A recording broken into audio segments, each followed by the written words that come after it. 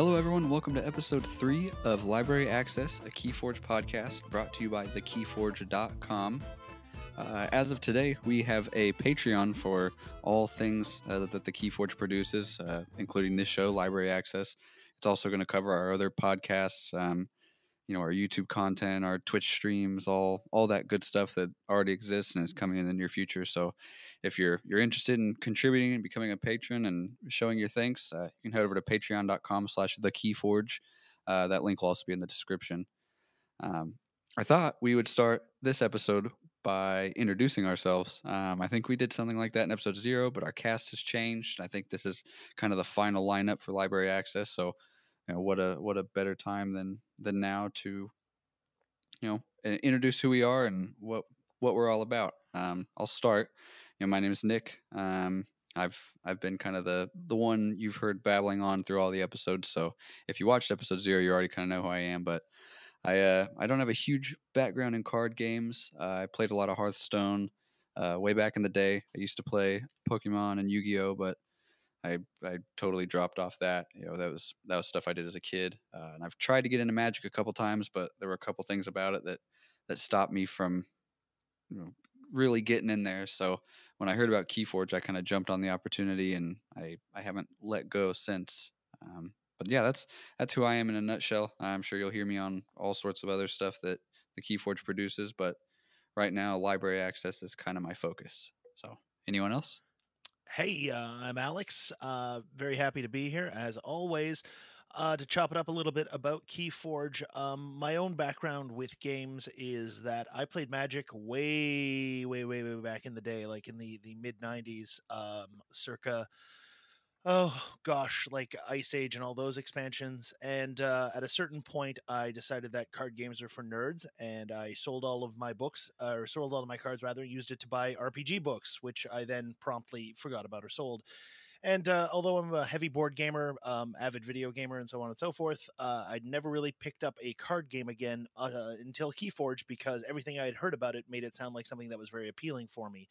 Some of the stuff we've already talked about on the podcast, like the rapidly developing meta or lack thereof, and the fact that it's a low barrier of entry. And I became extremely addicted in an extremely short period of time. So I'm very excited to talk more Keyforge. And I'm Steven. For the most part, I've been in and out of card games. The most recent one, aside from Keyforge, obviously, has been Fantasy Flight's Netrunner. That was what I was doing for about 2 years. Other than that, I mostly stick into video games, tabletop RPGs, and board games. Keyforge kind of brought me back into card games as well. For the most part, I tend to play the digital card games as well, like Slay the Spire and The Last Hex. So it's still in the wheelhouse of what I play. But yeah, ever since I got a hold of a Keyforge deck opening day, like, it's been absolutely great, and I've been trying to focus a lot of my content creation on Twitch, as well as in-person play on Keyforge itself. So I'm really happy to be here. I'm really excited to have the opportunity to be on the podcast, and I hope that you guys all enjoy us having us here. I have a question that is mostly to satisfy my own curiosity more than anything. And I have it written down in a really stupid way in the notes, but it's like, how familiar are you with Keyforge? And I mean, not necessarily, that was a really stupid way to put it, but do you feel like you're super comfortable with, like, the game and all the inner workings, and like more of what I'm asking, I guess, is like card names, right? And I guess I'll just explain my situation. For some reason, I cannot retain card names. Like, I know people, these brilliant card game people, who can look at the card art alone and tell you the name of the card, what it does, like its house, all this stuff. And I was wondering, like, am I alone in, like, just for some reason not being able to recite that thing like I've studied it with flashcards, or are you guys on the same page? I can generally do it for anything that I have in any of my own decks, provided I've played with them 2 or 3 times. Mhm.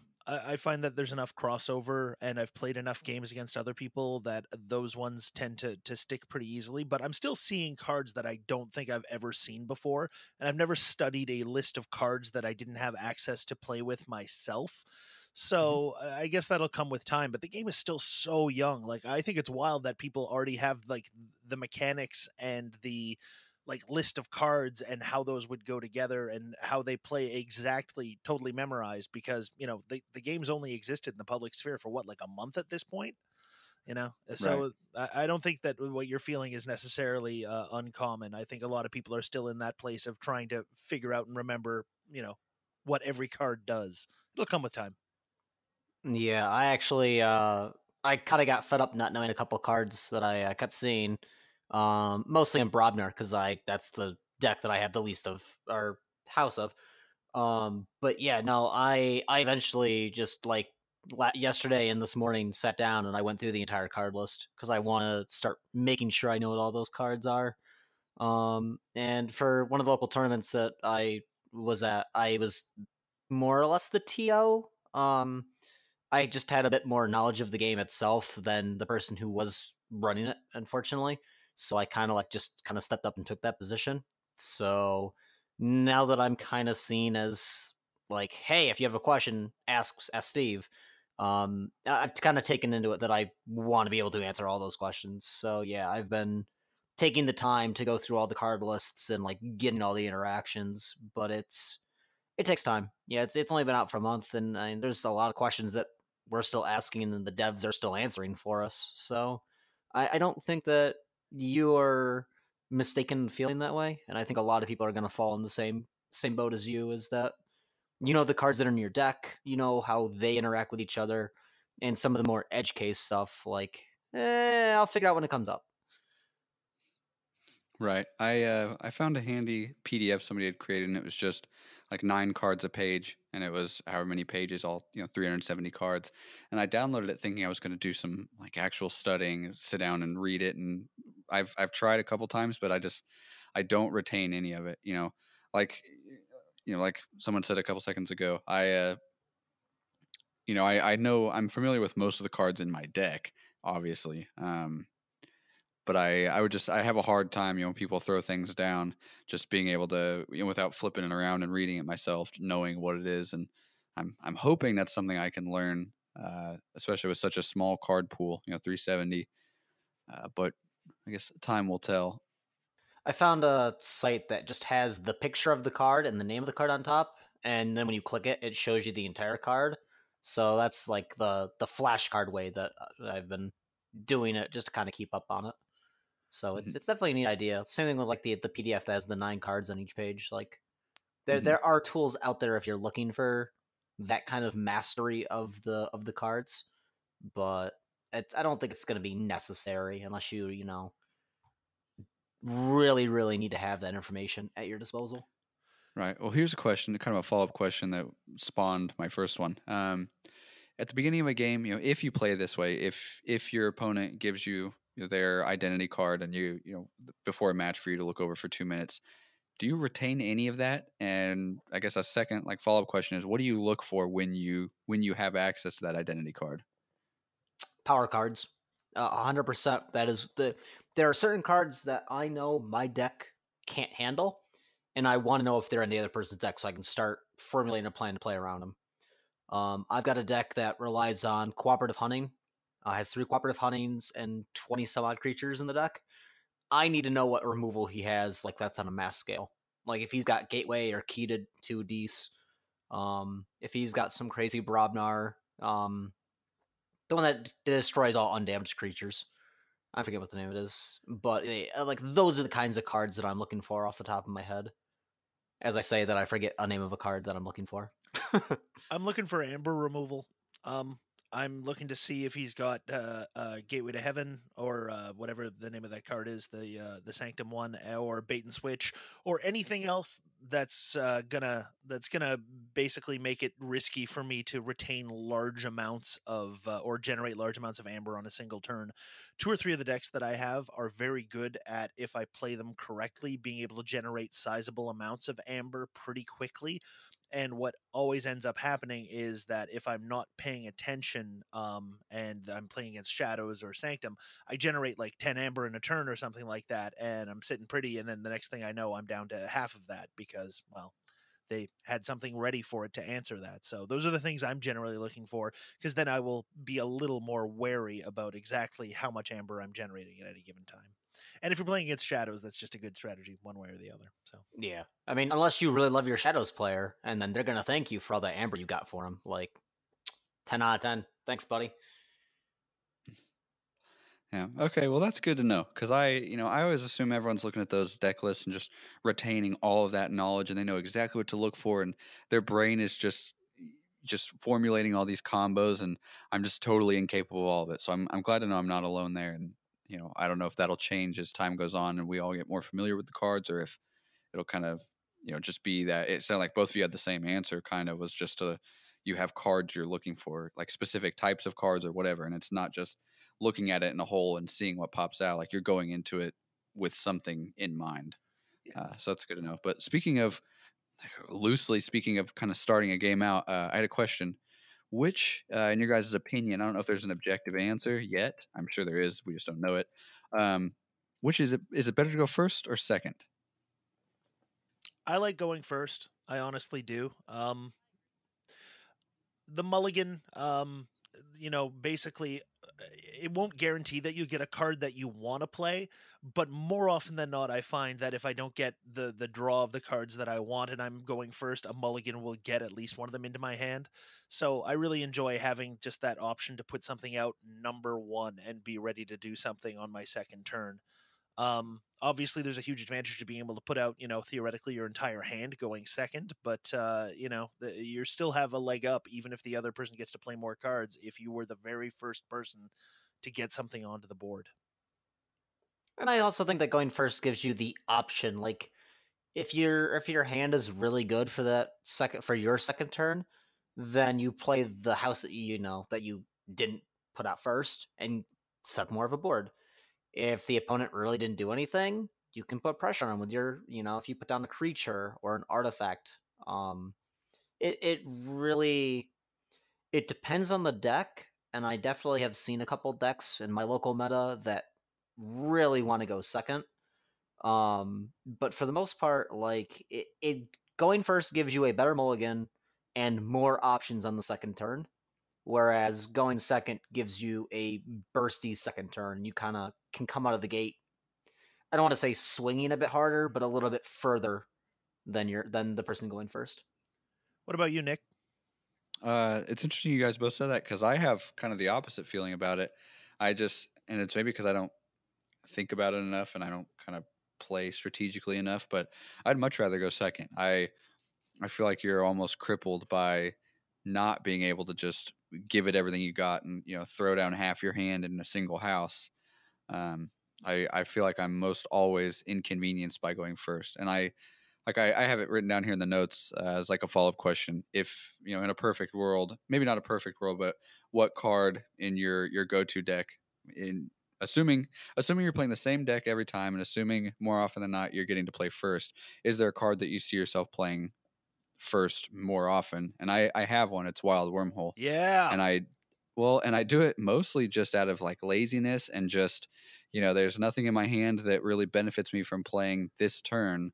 So maybe this will do something, or at really what I'm hoping for is that, like, Wild Wormhole will give me an amber, and then it'll play something else stupid that gives me another amber, and I'll get that 2 amber ahead. I mean, there's I could get lucky. Like there's whatever that Sanctum card is that gives you, it's Victorious something. Was it God, I should Virtuous know this. Deeds? Virtuous Deeds. Deeds, the It three gives you three amber. 3 amber. Yeah. Yeah.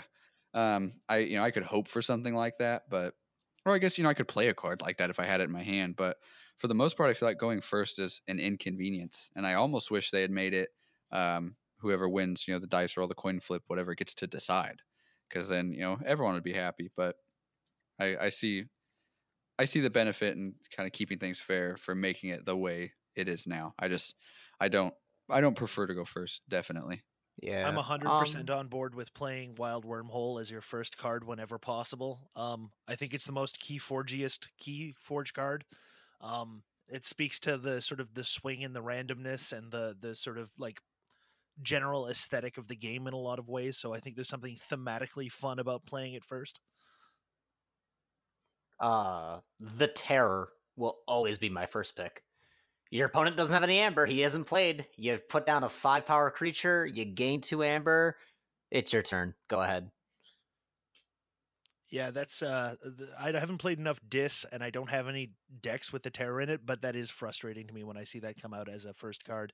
For me, it's Bear Flute or Compod for Mars. For those who don't know, Compod is like a super underrated artifact. I love it. Wherein basically reveal however many Mars cards from your hand, that old Mars trick, and then for every one that you reveal, you can untap or ready, I guess, a Mars creature. So if on your first turn you get that out and you have, 2 or 3 or 4 even Mars cards in your hand the next turn, then literally you can start putting out creatures and using Compod to get them ready to go literally on the first turn on the board. It's fantastic. Okay, and Bear Flute action: fully heal an ancient bear. If there are no ancient bears in play, search your deck and discard pile and put each ancient bear from them into your hand. If you do, shuffle your discard pile into your deck. I don't. I guess that could be handy, assuming you got a bunch of bears in your deck, 3, something like that. But even then, like that to me seems like an almost a waste of a turn, because then you've played effectively nothing. Like you have nothing on the board to show for it, and you just kind of have to suffer through your opponent's turn, which kind of ends up being like the first turn of the game, and they get that advantage. Granted, you get to put all those bears out next turn. Well, it's an art. Yeah, it's an artifact. Yeah, it takes. You won't even be able to get it. Yeah. Interesting. I thought it was an action. Okay. Well, thank you for It's correcting a me. artifact action, then fully heal. Gotcha. Yeah. Okay. It's not as good as everyone thinks it is. I don't think it's a bad first turn play though, because it lets you in in mana terms, it lets you ramp. It basically you put that down first turn, you go, next I'm gonna call Untamed, I'm gonna put out X number of bears, and you need to deal with it. And I do feel like that is one of the central tenets of play, is that decision axis between reap or deal with my opponent's board. And so the earlier that you can force that decision, I think that the more advantageous it is for you. So being able to, on your second turn, put out some relatively powerful creatures and also have the means to continuously heal them or bring them back on the board, you are forcing your opponent towards that decision. Um, I like that kind of gameplay, like really trying to get towards that axis as fast as possible. Yeah, and a 5-power assault 2 creature, that's pretty scary. That's true. I have a question. Would you something you guys just said made me think of it? Would you rather play somebody whose deck you're super familiar with? Like your Gary from Pokemon Style Rival. You know everything about him. You know how he plays. You know kind of how his deck plays like that. Would you rather play that like super intense? I picked this deck just to play against your deck and stuff like that, or would you rather play a stranger with a sealed deck? If I get that like both are super fun, but if you had to pick one, or personally, are you more of a kind of like the randomness of it and the just the fun, casual, whatever, or do you like the really intense like kind of battle? I'm picturing like Lord of the Rings music in the background, just really going at it. Honestly, when you first asked the question, I thought I was gonna go with the random person, but same with the Lord of the Rings and like making it like that intense thing. I think I'd rather have the more intense. We both know everything about our decks. We both know how to pilot them well. I think I'd rather have that more intense showdown, but I think I Mm-hmm. would enjoy playing the random person more because it'd be a lot less Right. stressful. That's true. Yeah. Yeah, I agree with that 100% actually. I guess my biggest thing is that I tend to have a lot of fun not knowing what's coming. Like it's Mm-hmm. almost fun for me, playing against people on the Crucible or, at a local game store who I've never, met before, never played against before, have no idea what they have. And there's just that element of just like, oh, what's coming next, which I think is like almost the most fun way to play. I haven't played against enough people or enough games against folks with decks that I've played against before to really start to get that familiarity that I think could add a dimension to play. I mean, the whole extended, part of that too is the idea that maybe eventually you start to look for decks that you specifically know you could play against a rival with a favored deck and, be able to bring something new to the table in that competition. That sounds super fun to me. That idea of Hmm. just, all right, you've got, your double horseman or, time traveler, help from future self deck or whatever your hot combo is. Now I've got the thing to deal with that, and you're not going to see it coming. So let's throw down at the kitchen table or whatever. That does sound like a lot of fun, I must say. Right. Well, and I've gone on record, I think last episode, saying that sealed to me so far, and actually I haven't played in an actual sealed tournament. I've played sealed games, where I'll go to Keyforge night and there's a fellow there who just bought a deck and he's sleeving it up, and I'll pull one of mine out that I haven't played yet, and it's so far pretty consistently been the type of game I enjoy the most. I definitely enjoy playing Archon, whatever, pulling out my library deck that does super well. But it is fun to just to try something new and learn different combos that didn't know existed. And it's interesting because like with the way it works, like unless you're really super deep in the Keyforge community and you're watching these people play and you're like really studying, it's the way it's made up. There's no constructed format. Like you really are only learning about cards and combos when you encounter them firsthand. Like you're not sitting there flipping through your binder coming up with different combos and ideas. Like you're really just sorting through your one deck, and like that's what even every once in a while you might see one deck. You might be looking through a new deck and think, oh, I wish this deck had this card that I'm really familiar with my other deck. But for the most part, it's you kind of are looking at your current deck in your hands with blinders on. So I like playing a sealed type of format for that reason alone, that you get to learn new, not mechanics of the game, but just like new interesting interactions, I guess, if that makes sense. I will say that I think one of the weird things about Keyforge is the first time I get well and truly smoked by a combo I did not see coming and had never seen before. Like that's delightful to me. Like clap my hands. Wow, you got me on that one. I'll be on the lookout for that one again. Getting smoked with it twice is a bit less fun. 3 or 4 times, it starts to get really frustrating, especially if it's a huge amber or a big board wipe or something else to that effect. So once Hmm. again, I think there's a real advantage to that, sort of sealed or haven't played against before kind of combo scenario. In that, I tend to get less salty about stuff that I've never seen before, because it really does feel like, well, I learned something today and hopefully I can take something away from this. But if you just see the same thing over and over and over and it kind of feels like it's locking you out, that's less fun to play and more frustrating. Hmm. All right, that's a perfect segue into the next topic. It's a big one, and it's gonna stir up some shit, I'm sure. Is Keyforge is Keyforge competitive? I want to hear your answer first. Go for this. I want to hear what you are, because I'm pretty sure you and I are going to be having fighting words in a second. So All right, I'm the one who added this one to the conversation, so I just want to quickly preface this with my thoughts around it.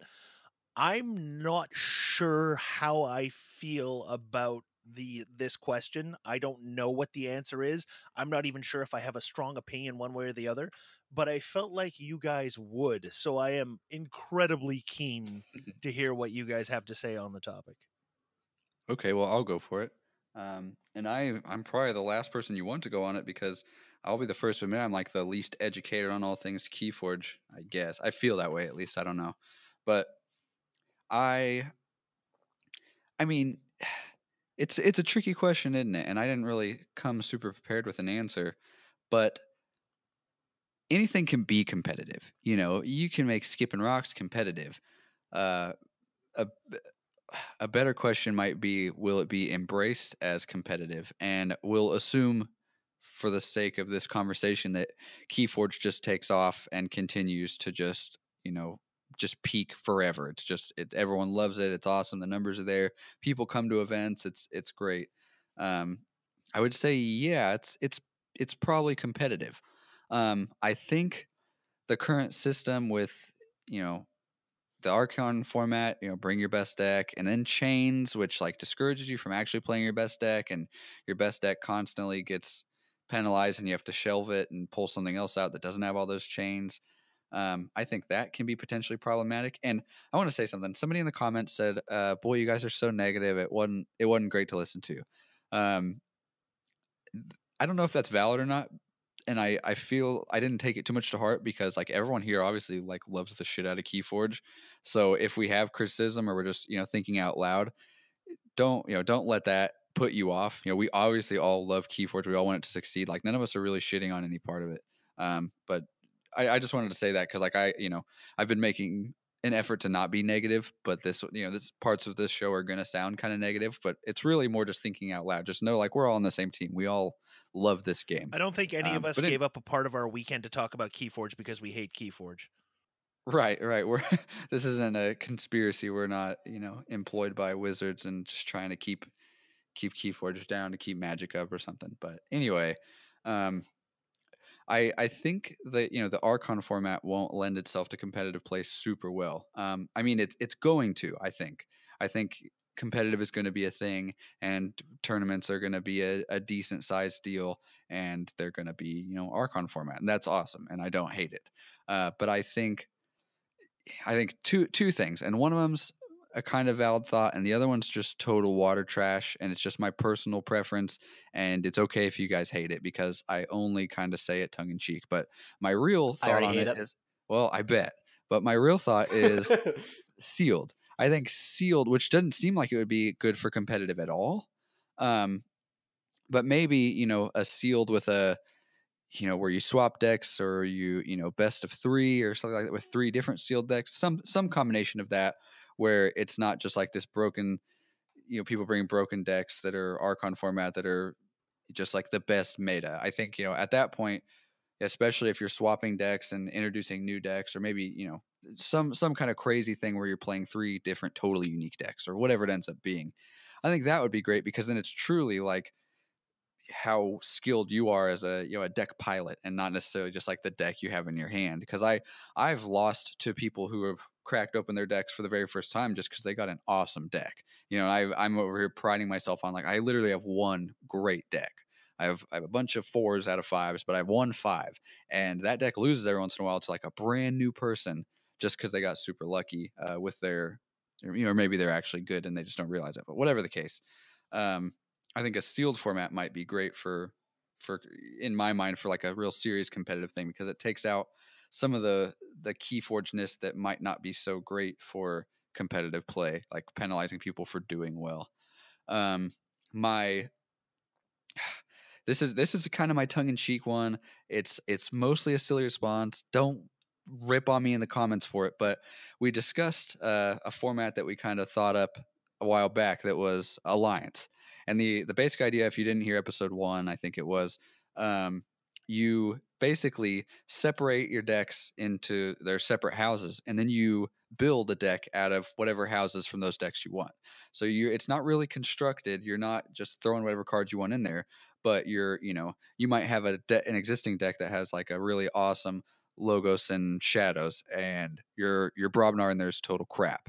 So you go and you pull a Mars out of one of your other decks, or a replacement Brobnar, whatever it is.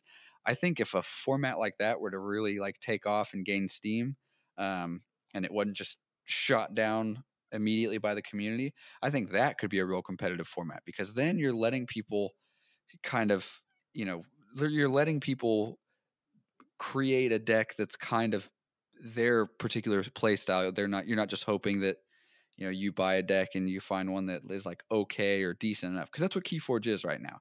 Like, I'm sure there's some people who are super happy with their deck, but for the most part, it's good enough, and that's kind of my opinion. Like my deck that I reference all the time is good enough. I can see things that can be better about it.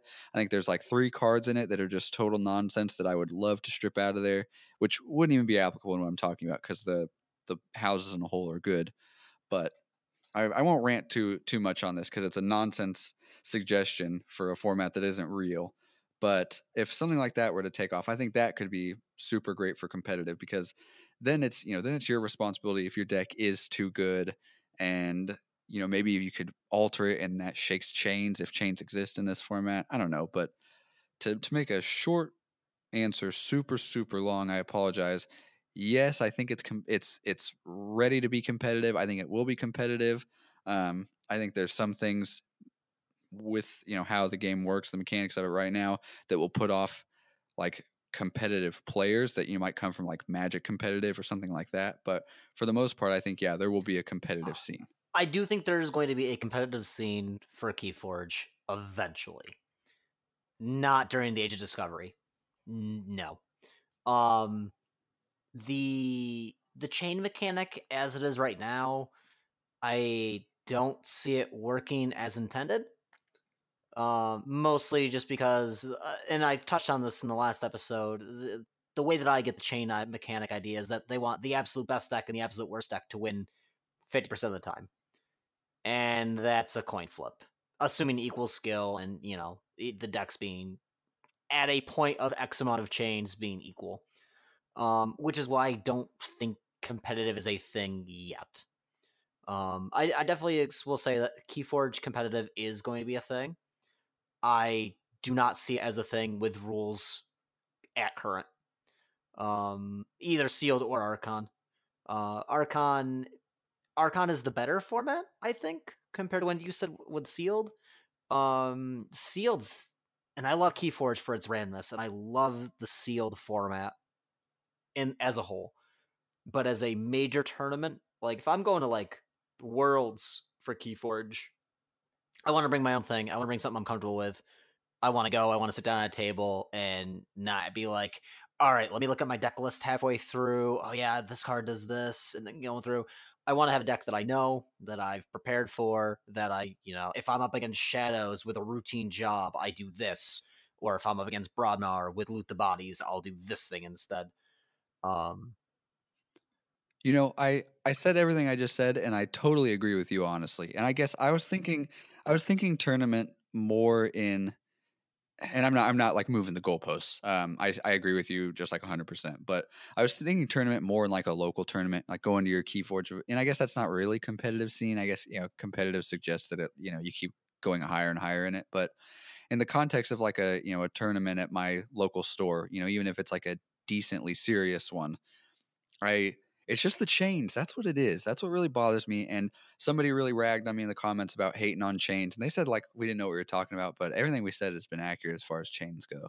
I think. I think I misspoke like a couple of times, but that's I mean, me. overall, I think we have a good idea of how the chains work. We can only go by what little information is trickled out. So give us a break. But Yeah. it's the chain system bothers me, and it's wacky to me the way they're doing it with you get chained locally. I think it was like if you get, I have it written down in a note document, if you get three wins, 3. yeah, you get chains. And it's like that's such a low bar to get penalized. I can be lucky and get 3 chains, or or 3 wins. But you'll shed them quickly. And that's kind of the idea, is that the chain, like, I love their theory. I love the chains in theory. I think the numbers need to be a little tweaked on them. Like, maybe 3 is too low. Maybe it needs to be certain card combos. The chain idea is solid, and I love it. It just needs... It feels like the chain idea is in beta. And kind of the Age of Discovery in general is kind of an open beta for this game. We're all going crazy, and this game's not done yet. And they've said that we're going to be getting, another kind of core set of cards eventually. We're going to be getting more things. We're going to get a finalized format. This game is alive right now, and it's the same way that Magic was when it was started out. It's alive. It's going to grow, and new formats are going to come out, like Commander from Magic. That was just a fan favorite format that Wizards was like, everyone likes this. Let's just make this a thing. The game is alive, and there'll be changes that everyone is going to love. There's going to be changes that everyone's going to hate, and that's okay with a game that's still growing and evolving. But right now, I don't see the game as competitive because of its randomness nature. Like a competitive sealed tournament, whoever pulls the best deck probably wins. And that's not to say that a good pilot can't pilot a slightly worse deck. Right. And like I said, it'd have to be a unique situation with that, where there's, 6 decks opened up, and then, each match you're playing with a different deck. So there's, and I don't like the idea of playing a deck and then swapping it with the other person unless you're doing it for fun, because it's, if you're two like really good players, you can determine which deck is good and bad.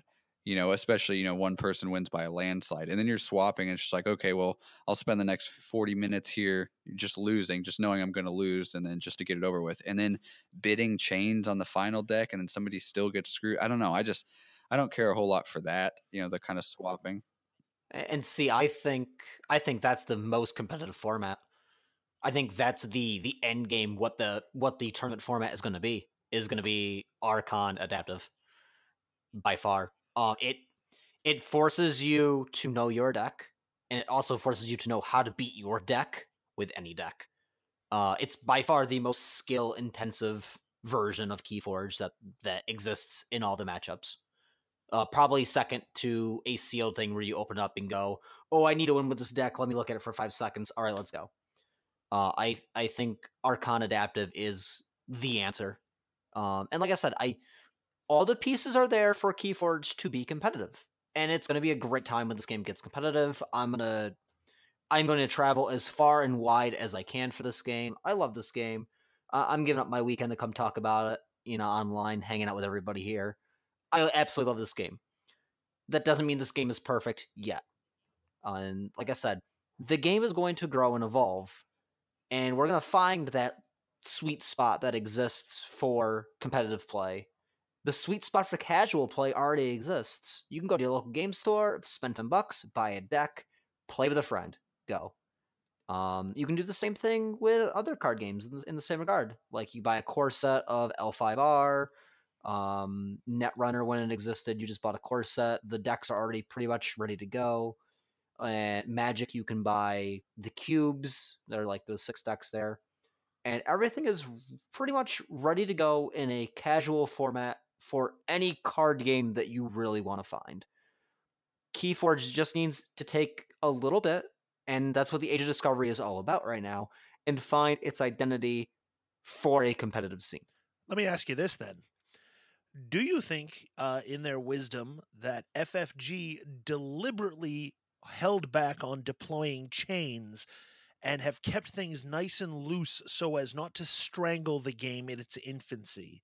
And what I mean by that is, did they want to get it out there, get the hype train going, get everybody excited, get everybody playing before they start locking it down in certain ways? 100%. I absolutely think that we are. When I say the word open beta, that has kind of a negative connotation to it, and I don't mean it in that regard, because the game is still great and it's still fun to play right now. It's a great game, but I definitely feel that Fantasy Flight kind of keeping their head low and quiet allows them to change some things in the background and be like, all right, our players were like, hey, here's this chain idea. And everyone's like, they'll be like, you know what? Chains were not a great idea. We tested them. They can say whatever they want, but it allows Fantasy Flight to backpedal a little bit if they need to. And that's not bad. Yeah, I think that's also the case for the online play that hasn't really been confirmed a whole lot. It's been teased and suggested, but I think that was a tactful choice. I don't think it's just not ready. I think they're making a point to delay it so people go out and buy the physical game and kind of spread and establish a physical presence, and then a digital one will come later as kind of a secondary thing where they kind of reiterate that, like, look, the game is a physical card game, go play it. But here's, when you're going to bed, here's a way to play, test your decks, stuff like that. I think that was done intentionally also. I also firmly believe that 50% of Keyforge players are not playing Keyforge yet.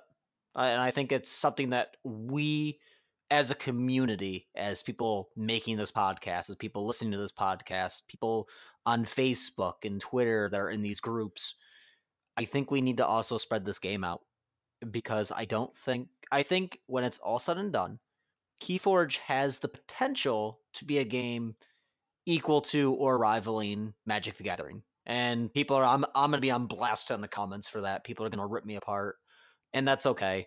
I don't think it's gonna be ever as big specifically as Magic in general because there's so many different formats you can play in Magic and stuff like that. But because of the low bar of entry and the attention to detail that they've made for this game, it, I definitely see it being a rival. And the Age of Discovery is exactly that. Fantasy Flight's discovering what they need to do with the game. We're, as ambassadors, more or less, taking the game out and having other people, our friends, people at our local game shops, they're also discovering this game. And I've been noticing that at my local game store. Every night we get a couple of people who are just like, hey, what's this thing that's been crazy selling out that, everyone's been excited for? And we're like, oh yeah, it's Keyforge. Come, sit down. It'll take like 10 minutes to learn the game. Here's a couple decks. Let's go. Mm-hmm. Those are big shoes to fill. Yeah, very big, the biggest. Right. I mean, it's like saying a MMORPG is going to kill WoW. Is it ever going to kill WoW? No, but it can get close. I mean, it can carve out its own niche too. I mean, I think that one of the strengths of Keyforge is that it's not Magic, and that it's specifically designed not to be Magic.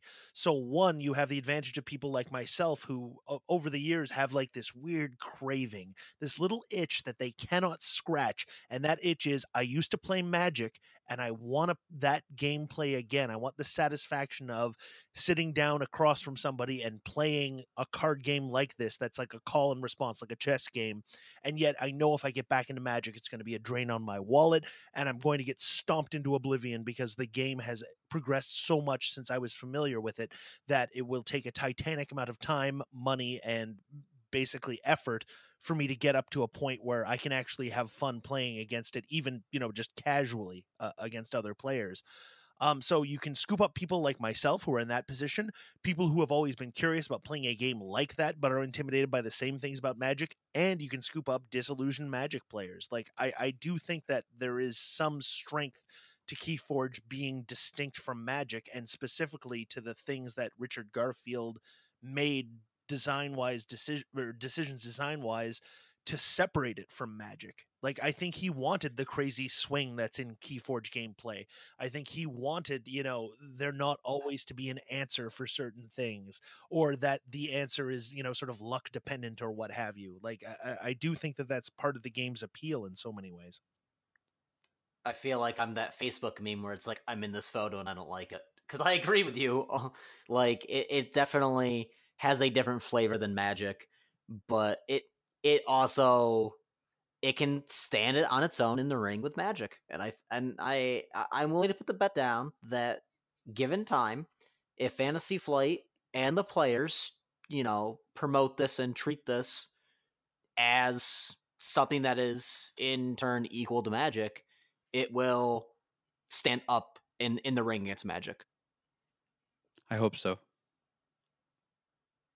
Me too.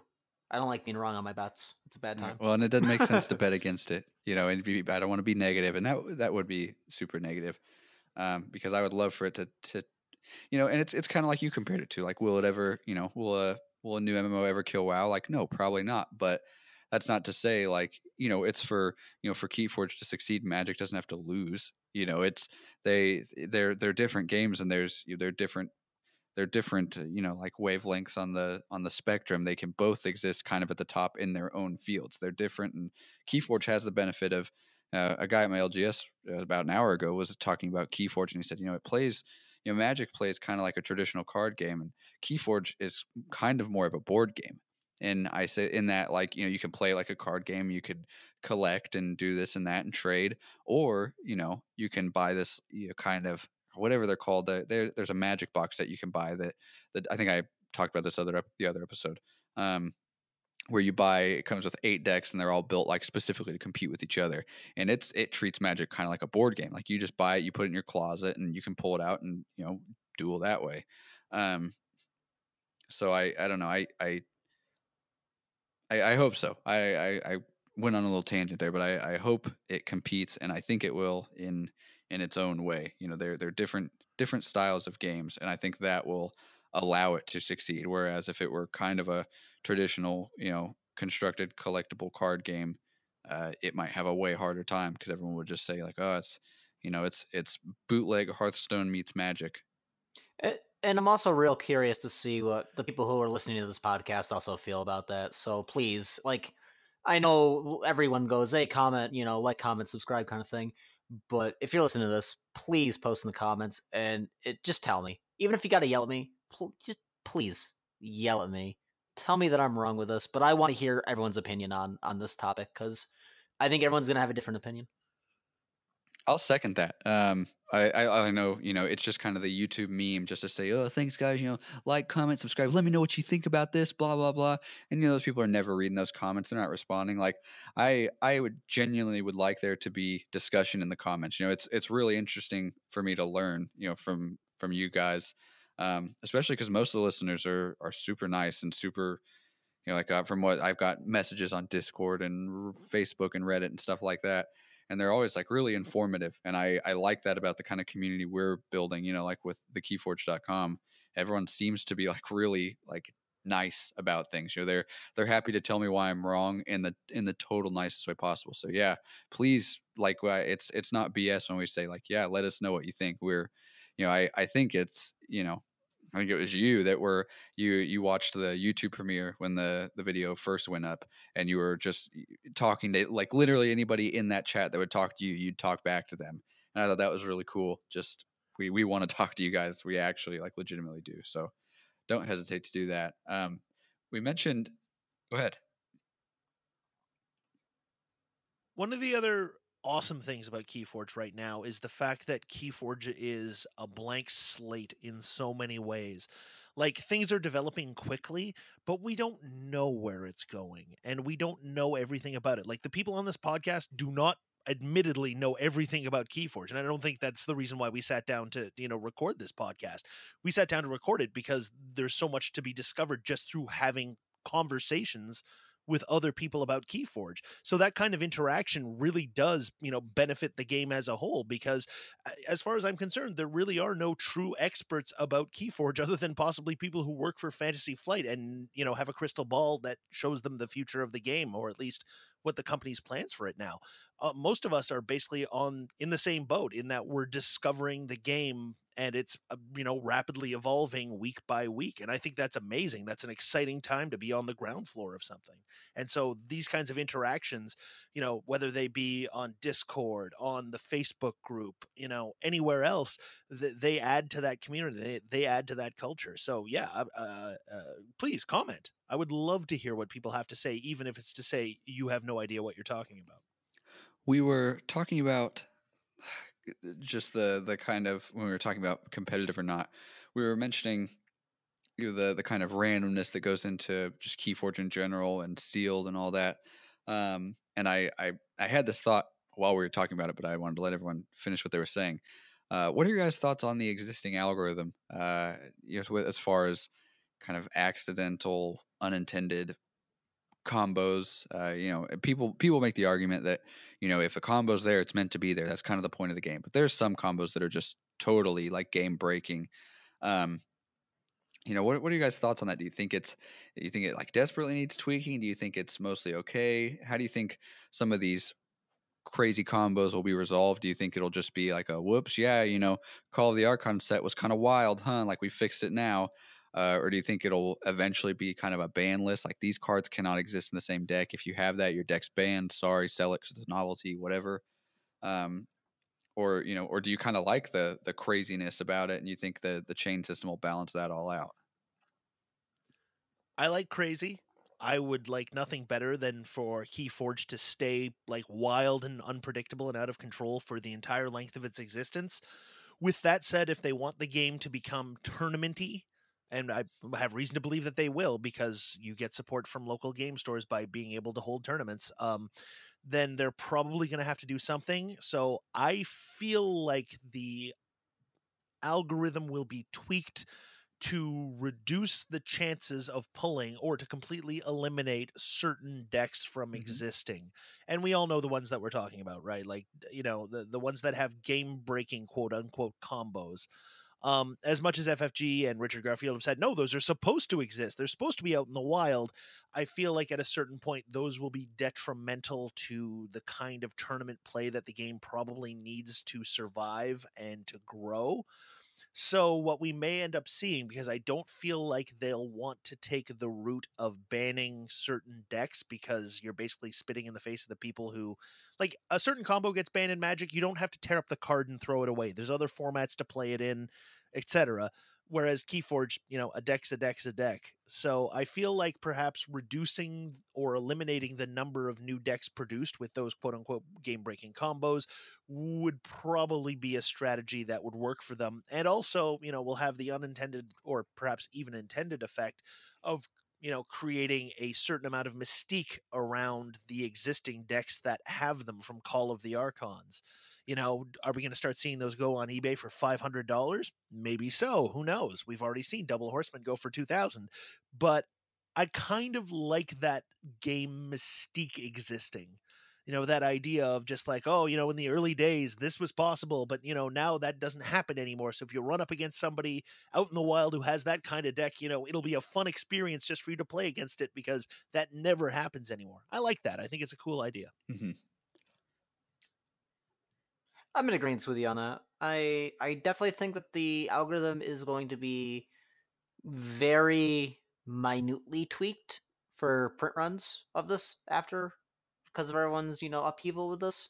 I don't think there's going to be any major until they come out with Call of the whatever is after the Archons, whatever set comes after, whatever they want to call it. I don't see a lot of like the complaining. Like, there's not really a there's like one combo I can think of that completely halts a game. And even that can be broken. It usually takes, a turn or two to get going. You can see it coming. I'm okay if I lose to something kind of crazy if I'm not able to stop it. And that's not the best for a competitive scene. I'm not going to disagree. If I was in a tournament, I'd be beyond salty. I'd be marinated. I'd be real upset if I got locked out because of just a ridiculous kind of combo that I couldn't stop. Whether that being my deck choice, not having a way to break that combo, like no artifact hate or anything like that. But in that regard, I think it's just the lay of the land at the moment. If enough people get vocal about it, Fantasy Flight will definitely change their algorithm and their cards. I see more crazy cards coming out in future sets though, like a wild wormhole that's themed to every single house. I can definitely see like a Brobnar where it'll be like a 2 or 3 power creature. If this creature fights, play the next card on top of your deck. Kind of like it, same in theme, in fashion, but maybe not as extremely as powerful as Wild Wormhole, where it's just clear cut and dry. Here's an amber, here's a card, go. There might be like a hoop you have to jump through. But like a dis one would be every time a creature gets destroyed, its owner can play the top card of their deck or something like that. I definitely see more effects in that realm. I think that's where the game will eventually kind of start steering to, is embracing the kind of, I don't want to say random and crazy, because again, they're controlled effects. But I think that is more the direction that this is going to.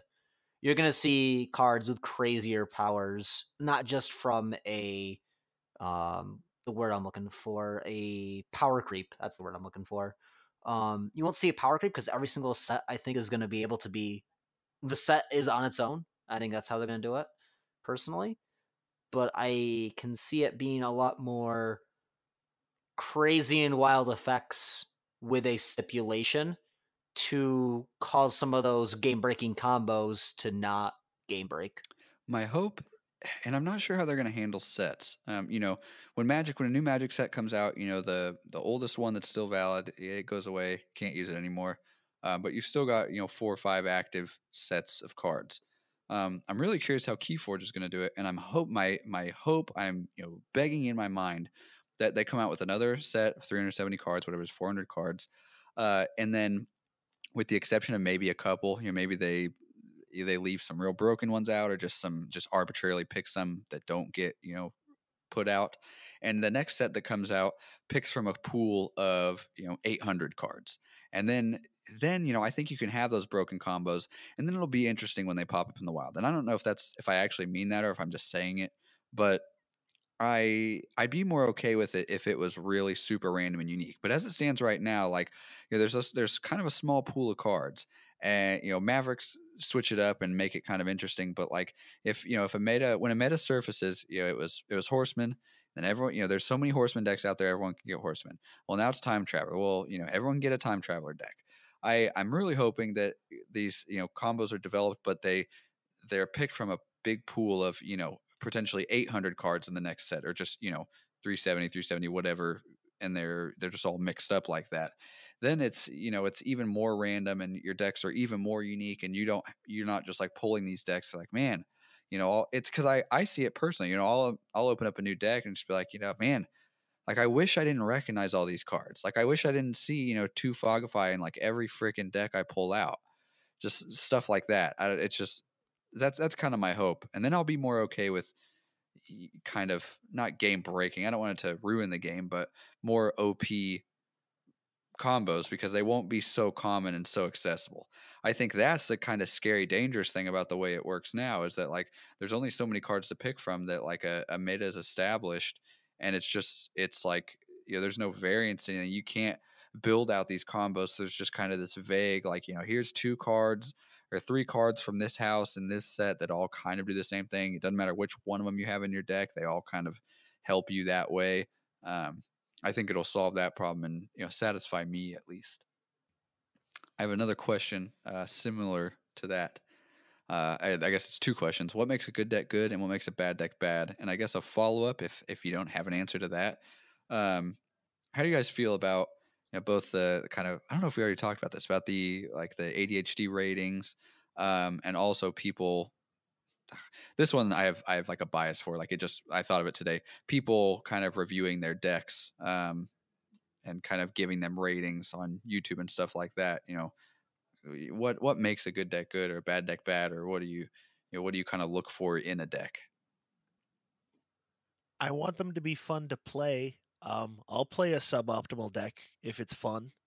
That applies to my own approach to playing the game. But honestly, like I've put all my decks into the ADHD tool to find out exactly how good they are, and it turns out that my most consistently winning deck is the absolute worst per those ratings.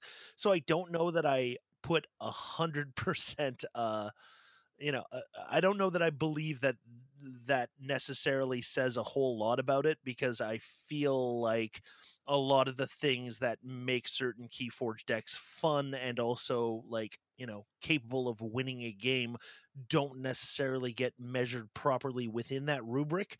I'm sure it's useful for sort of high level, how much amber can you generate quickly? That's a good thing to ask when you're assessing how good a deck is. How many creatures do you have? How much board control? Those are all things that I think you can definitely use to sort of assess the value of a deck. But I think the true value of a deck only comes out from play. So what I've discovered is the good decks are the ones that will not leave you high and dry if you have a bad first pull. Like if it has enough variety in it that if you don't get the one killer combo, you're not shut out of the game. Like that's at the very bottom of your draw pile, so you're not getting it for at least 5 or 6 turns probably. um that makes for a good deck as far as I'm concerned. Having stuff that's fun to play makes it a good deck. Having a little bit of everything to deal with what your opponent might have, assuming that you don't know what you're going into if you're sitting down across from them. What makes a bad deck, and I genuinely believe this, is not fun to play. Um, I have decks that are not fun to play because, well, for one thing, they aren't super good against other decks, so you're just constantly getting stomped, and that's not fun to play. But also, decks that just there's no synergy in them. nothing that happens feels like it's leading to anything else.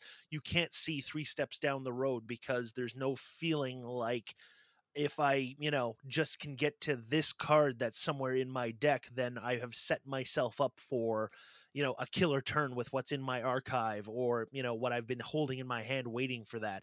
Sometimes a deck just doesn't feel like I don't know if the algorithm was taking a coffee break or what was going on. It just doesn't feel like the deck has anything that makes it functional from a gameplay standpoint.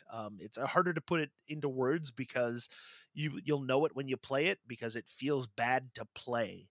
So weirdly enough, I think fun to play, not fun to play might actually be the easiest way for me to determine whether or not a deck is good or bad, in a Yeah, roundabout way. it's interesting what you said about your results with the ADHD, because my best deck, my consistent winner, is also the highest rated. And that's what I did. I had bought a box and I had them all sitting in front of me, and I was like overwhelmed. Just like, God, which one of these do I crack open? Like, looking at this deck list doesn't mean anything to me.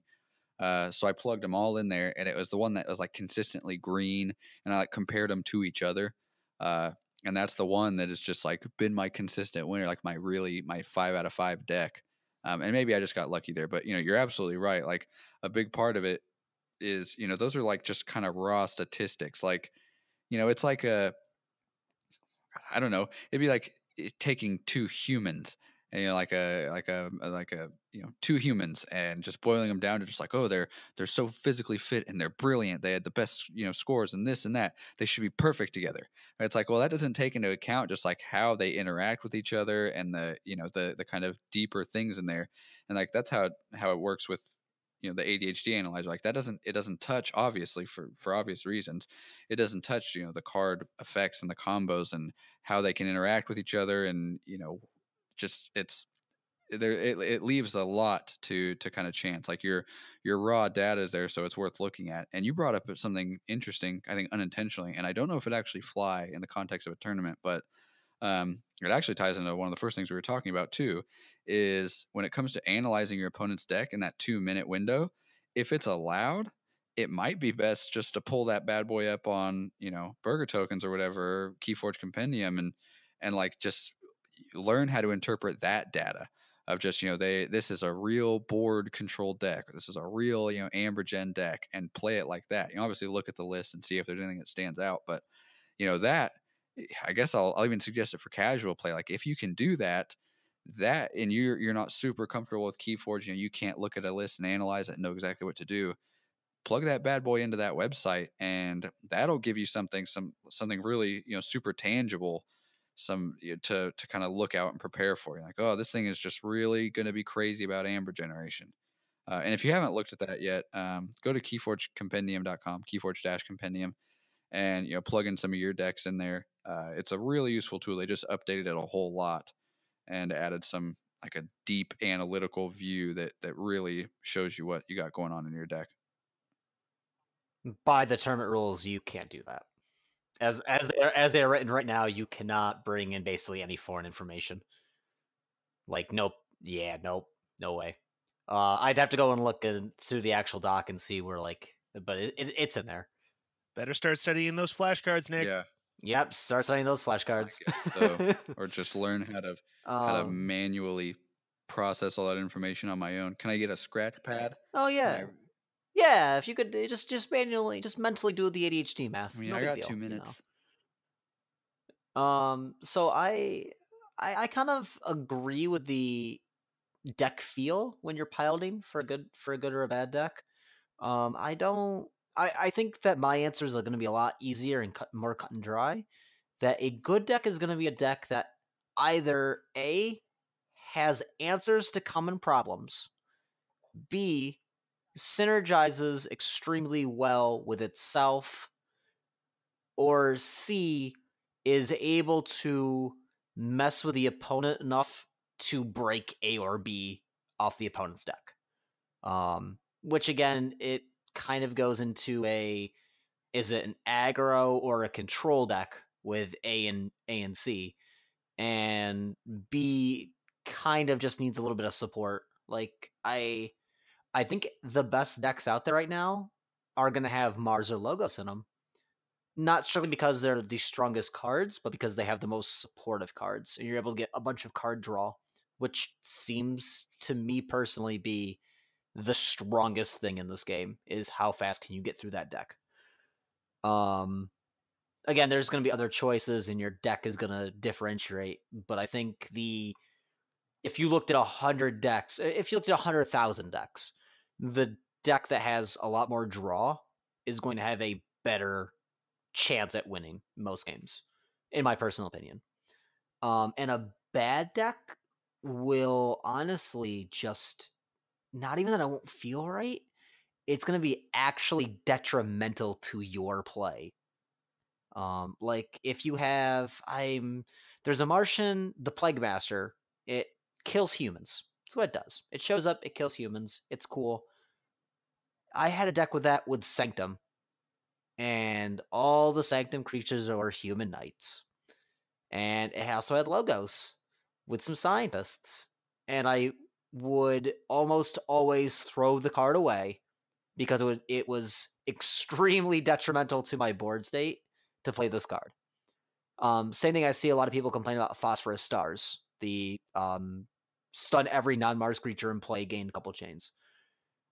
I see constantly people are like, I just throw this card away. I draw it and I'm like, oh, no thanks, and I discard it. And I think that's the key to a bad deck, is something that inhibits your ability to win actively. But I mean, it is not such cut and dry as I say it in that way. But that's, to me personally, like what I look for in a deck. If I'm like, is this a good deck? Is this a bad deck? Yeah, I'll plug in the ADHD and see the raw stats. I also actually, my best deck is like -1 or -2 off ADHD. Like it's a bad ADHD deck. But as long as I can control the board state, I win. I'm also going to put it out there that I think probably the best and most, I get, for lack of a better term, because we already spent a great deal of time talking about this, competitive decks are the ones that can generate amber quickly. Like if you could sit down, this is an exercise I've done a couple times just to mess around to try and get the feel for a deck. Um, Sit down with a deck and don't even play against an imaginary player. Assume that you're playing against somebody who just passes every single turn. How fast can you generate the amber to win the game? How many turns does that take you? And what I found trying that with all my decks is that the ones that I actually seem to consistently win with are the ones that I can do that the fastest with in unopposed play. And I actually feel the opposite almost entirely, because I much prefer a control game. So like I don't care exactly how much amber you can generate a turn if I can keep putting roadblocks in the way. And that's 100% a stylized difference. And I'll 100% admit that I think I'm wrong when I say this, because this game at its base core is a race to get to your 16 amber or 18 amber. Wow, 16. It's late. um but yeah, no, I definitely feel that I am wrong with my assessment in that regard, but it's just my style of play. I'd rather lock you down and make you have a much harder time to climb and get that amber than you and I both have a race and it just comes down to which deck can make more amber faster. So I'll give the same lame answer that everyone gives, and this isn't a dig at you guys because I think you said the same thing, but it's like a non-answer. It's just good synergy. Like the deck has to interact with each other. Like it's super handy when the cards call for other cards, and they work particularly well together, and they allow you to kind of just do what they help kind of embrace your particular play style. If you like board control, if you have cards that kind of facilitate that, or if you like amber generation, cards that let you throw those amber generators down and do things like that. Like it's really more than just the cards within them, but how they kind of interact with each other.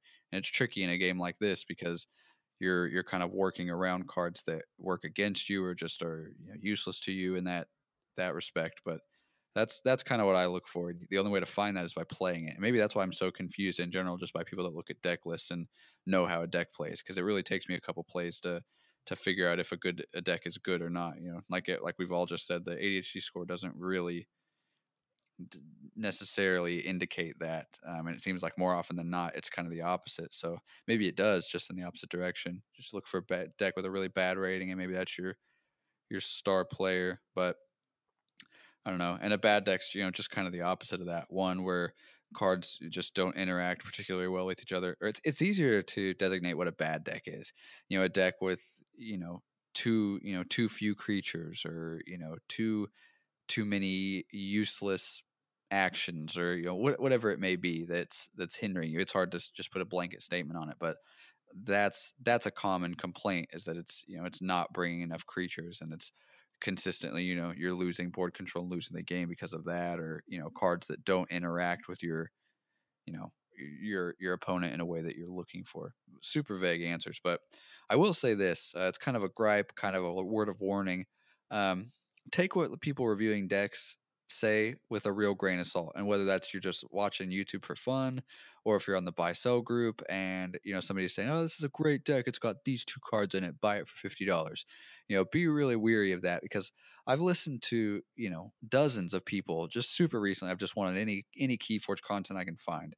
So I've listened to dozens of people like, "Here's my deck. I just wanted to review it, let you know what's going on." And they all, if you listen closely, they all have nothing to say. They're just going through the deck list, like reading the effect of a card and just saying like, "Oh yeah, yeah, that'd be really handy. That'd be really good. All right, on to the next one." And like it's a really specific thing to gripe about, but in the context of like the buy sell group, if somebody tells you a deck is good, well, first I'll say you can identify the people in there that are just buying Keyforge just to sell it, and that's okay. If you're buying a deck from those people, they don't have a hand in the race. They will sell their best decks. If you see somebody on there that plays Keyforge, they're selling their deck for a reason. Keep that in mind. They're selling their deck because it's probably not particularly good, and that's great. If it's better than your deck, sure, go for it.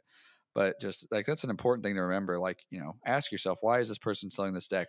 Especially if they're, in that description, they're talking about how great it is and, oh, how much synergy it has and this and that. It's like, well, keep yourself in reality, and just try to ask yourself why they're selling it. And you can ask them. They might, and the answer will probably be BS, but don't be afraid to kind of poke at these people. They're, it's important to, kind of like we said earlier, it's a Keyforge in a whole is a blank slate. So we kind of have the opportunity now to dictate how everything works. So, don't hesitate to like really grill the person you're about to buy a deck from, and, ask them how many other decks they have and how many other ones they're selling and how often they play and this and that. You'll be annoying for sure, but you won't get scammed that way. So that's just something that was, yeah, I was listening to something earlier, and that reminded me of that. Just I guess if I had to like sum that up into something that actually made sense and wasn't just nonsense, um, we're all so new to this game that there isn't any, objective best. There's no, this is good, this is bad, this is what makes something good, this is what makes something bad. It's all totally up in the air. It's all totally uncertain. We're, nobody really knows for sure. We're all figuring it out. So don't get discouraged. Like, we're all, they're literally called the age of discovery. So, don't, just understand that you don't have to feel bad. You're not behind anyone else. You're no worse than anyone else is at Keyforge. Just, keep on trucking. But it looks like we are at the hour mark, a little past. Um, so we'll go ahead and call it here for this week. Thank you guys so much for listening. Like I said at the beginning of the episode, we just started a Patreon. It's patreon.com/thekeyforge. So if you're super into the show and you want us to, you want to show thanks and give us some things to work with to kind of create new content that might, kind of put a strain on our wallets, feel free to pledge. It's a real tangible way to show you how much you like the show. Um, also, if you can't afford anything, that's fine. It doesn't bother us one bit. Like we talked about earlier, that those comments and that kind of interaction, we really thrive off of it. And it does give us something to actually physically look at and say like, oh, this many people are paying attention, this many people care, and this and that. So, comment your hearts off, comment until your fingers bleed. We'll go back and forth with you. We love it. Stay tuned this week to both thekeyforge.com and youtube.com/thekeyforge.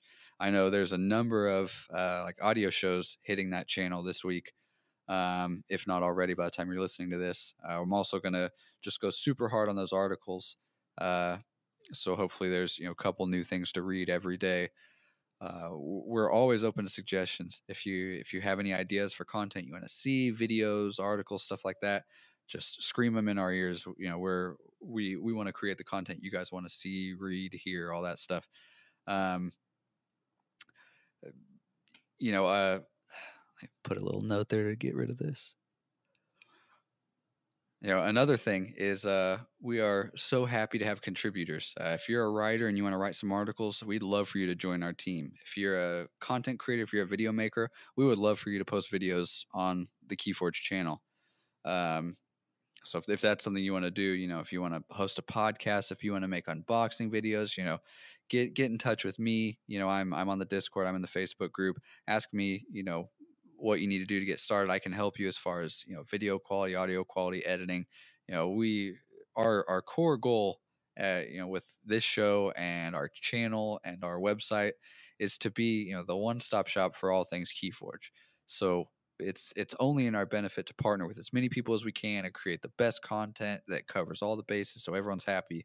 So, you know, if you're one of those people that wants to put content out there but doesn't know where to start and, you know, doesn't want to scream into the void and have an empty audience, well, we have an audience, we'll share it with you. So, you know, reach out to us if you want to join us. But if not, you know, thank you guys for listening. You know, stay tuned.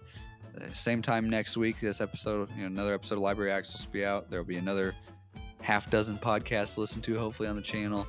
Until next time, we'll see you then. Thanks.